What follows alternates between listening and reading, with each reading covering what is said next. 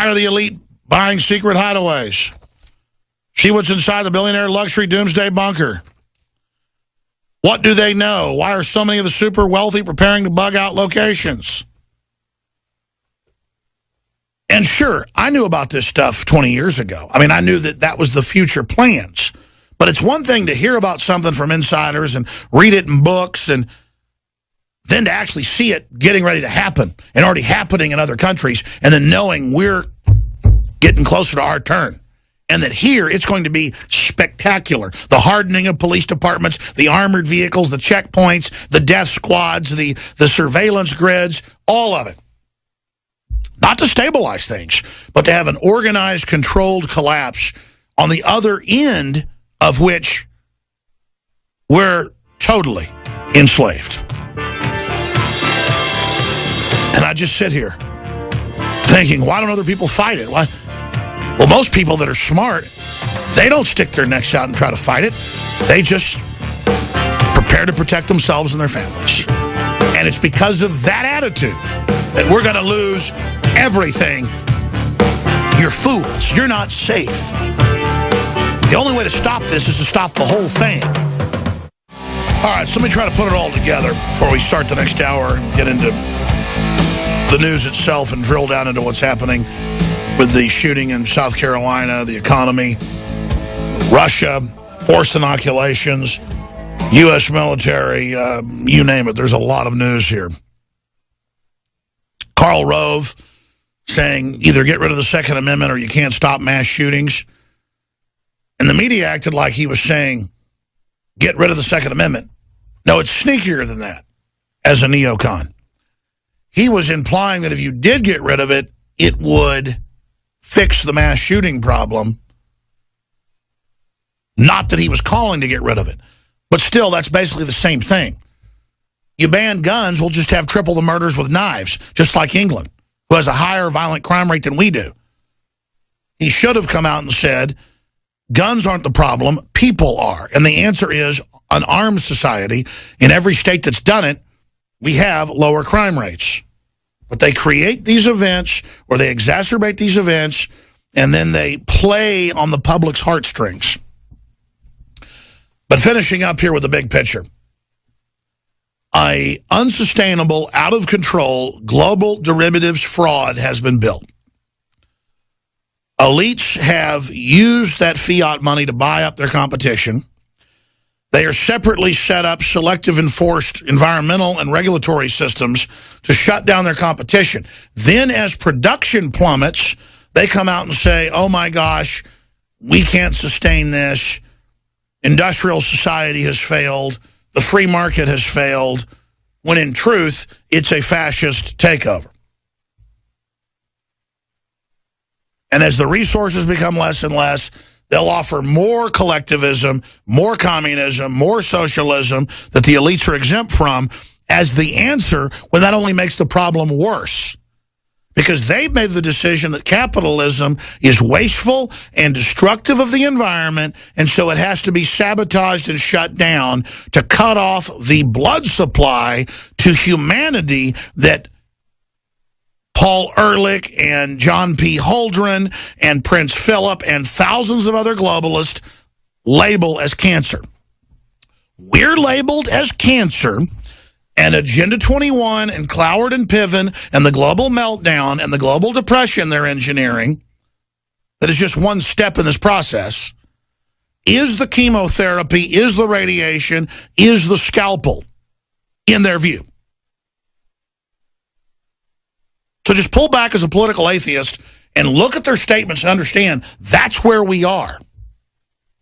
It's an excuse for everything they do. They've set themselves up as the saviors as they steal all the technological developments, as they shroud it all under national security, as they establish a global government pushed by the Pope to track every movement and activity we make, to tax our carbon, ignoring all the real environmental crises. It's a perfect plan for hegemonic, complete domination. The euro is meant to collapse finally after scores of bailouts, and then have the Asian and American Union bail it out. And as you bail it out, you now sign on to the derivatives debt that isn't yours, and then the very banks that you bail out, who are too big to fail, turn around. This is true alchemy, fraudulent alchemy, and now you owe the debt. Ireland bails out EU. It's now their debt. Greece bails out EU. Now their debt. Germany bails out EU 5 times. Now their debt.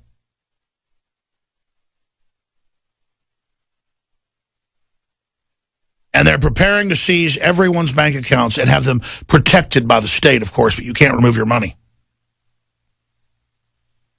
And when they finally get a cashless society and you have no way to get your money out, they'll be able to tax it and regulate it and control it every way they want, and those announcements have all been made. This is the 4th robbery of Greece. There'll be a 5th, the 6th, the 7th. It will never end.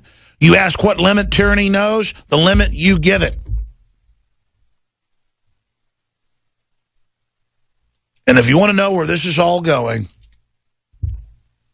in a way, there's truth. The average person doesn't want to have a soul. They don't want to be involved. They don't care.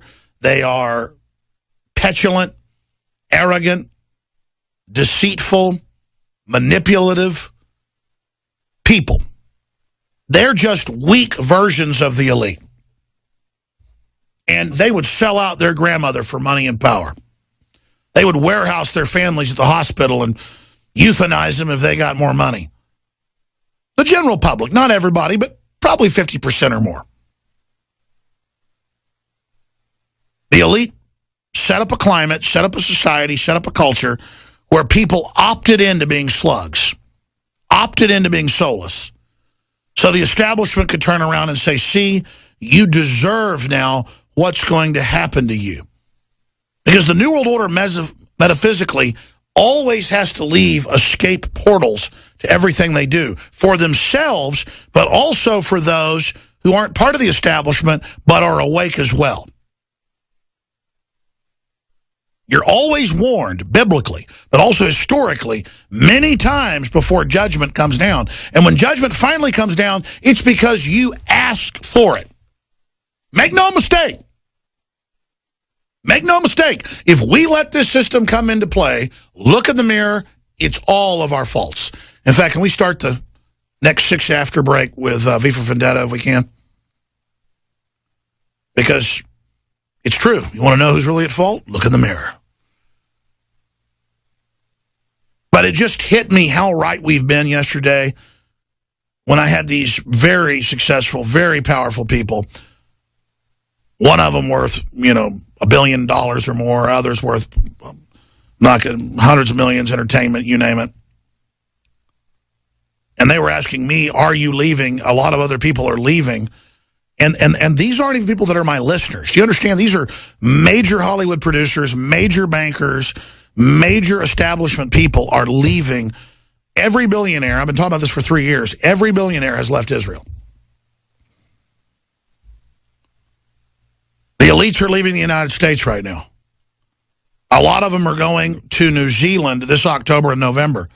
And then I ask them, why have you been told to do this? And they go, we don't know. We were just told by a sitting general it's a good idea. Another person, we were told by some other high-level folks I won't mention. Maybe nothing's going to happen. But if we create enough and pray about it as well. The one problem with that video I shot is I forgot the most important thing. That if we pray and repent and seek God's face and ask for a reprieve, maybe we can back this thing off. I mean, is it a global financial collapse? Is it war with Russia, war with China, a huge Middle East war?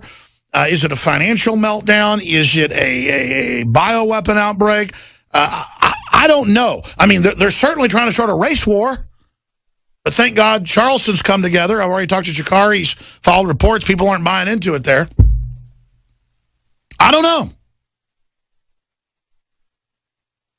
But I have people calling me, asking me what to do. Hey, everything I know to do, I've already said on air. But don't think America can't fall. Don't think the world can't fall. It's world fall. It's already just-in-time delivery of all the resources of the planet. Already things are so precarious, so complex, that the elite can't believe it's still running and still working. And they now have looked at the tea leaves. These are smart people. And they're either running to the Ozarks, or they're running to northern Canada, or they're running to New Zealand, or they're running to Switzerland, but most of them aren't even going there. Monte Carlo, Luxembourg, Grand Cayman. And then I sit here and watch MSNBC make fun of us and lie about everything, and CNN and Fox News make jokes. I mean, none of this is a joke. I mean, if we don't stop this global conflagration, this meltdown, if we don't stop all these crises, a lot of top analysts say we may destroy the earth. I mean, this is now mainstream news. George Soros came back out and said, I'm not joking, we may have World War III, and he's the one that financed the overthrow of Ukraine to start it. Truth stranger than fiction. Some almost 90-year-old freaky Nazi collaborator who runs all these media institutions that are trying to shut us down. And you got Bill Maher blaming Matt Drudge for the shootings. I got that clip coming up. What the hell does Matt Drudge have to do with that, or me or anybody else? Where are you going to be, Maher, when there's a nuclear war, you little arrogant bastard, with people writing stuff for your teleprompter? Be a man. Don't be a parasite jerk. Try to save humanity. Second hour coming up. The dollar does not belong to the United States. It belongs to the private worldwide banking cartel. And anytime a country tries to get away from the dollar, be it Russia, China, you name it, Iraq, a war gets started with them. And the elites that run our country hate the American people just as much as they hate the Russians or anybody else. Sha'Carri Jackson's coming up in about 15 minutes from South Carolina, the scene of Wednesday night's tragic events. We're going to play some of those clips. Hillary Clinton has denounced white privilege, the ultimate white privileged lady. Given everything she's got, flying around in jumbo jets, stealing tens of millions or hundreds of millions total of money that was supposed to go to little black kids. But it's okay because she pays lip service to them. That's all coming up. But if you want to know why all this is happening, it's because the establishment has decided to just try to ride or milk a cascade of collapses. London Independent has a story. Earth enters sixth extinction phase with many species, including our own, labeled the Walking Dead. The planet is entering a new period of extinction, with top scientists warning that species all over the world are essentially the Walking Dead, including our own. Well, we don't appreciate life or freedom. I mean, we're going to be taken over by tyranny regardless. The report, authored by scientists at Stanford, Princeton, and Berkeley universities, found that vertebrates were vanishing at a rate of 114 times faster than normal. In a damning report published in the Science Advanced Journal, researchers note that the last similar event was 65 million years ago when dinosaurs disappeared, most probably as a result of an asteroid. We are now entering the sixth great mass extinction event. One of the authors of the paper told BBC, I'm going to give you the elite total master plan at 45 after, briefly and focused, and what they plan to do. This is partially true, what's in this report. The planet is not dying. As long as we have water and sunlight, life will regenerate here from rudimentary forms. It just may take a long time. But the world as we know it, what lives on it, this current crop of species, this genome, this biosphere system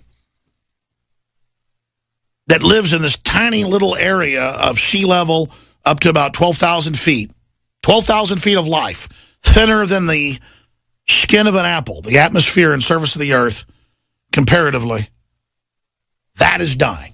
That has a blight on it. And the establishment haven't decided to try to fix it.